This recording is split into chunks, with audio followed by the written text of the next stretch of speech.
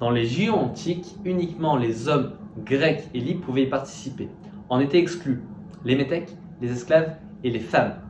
Pour ces dernières, si l'une d'entre elles était vue, aperçue sur le site, elle était immédiatement arrêtée par les Éléens, qui s'occupent de l'administration des JO, et était précipitée du haut du mont Hypaion pour les punir.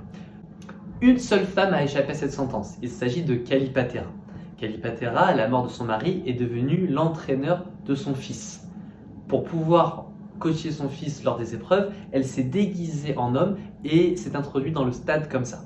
Malheureusement, ou heureusement pour elle, lors de la victoire de son fils, dans la précipitation et dans l'émotion, elle perdit son déguisement. Tout le stade vit à ce moment-là que c'était une femme. Néanmoins, elle fut graciée car grâce à la victoire de son fils, de son mari qui lui aussi était champion olympique, il fut décidé de ne pas la condamner à mort.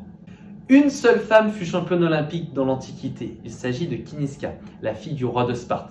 Comment cela est-il possible? Lors des courses hippiques, ce n'était ni le jockey ni le cheval qui était récompensé, mais bel et bien le ou la propriétaire des chevaux. Kiniska étant la propriétaire, elle fut donc la seule femme championne olympique.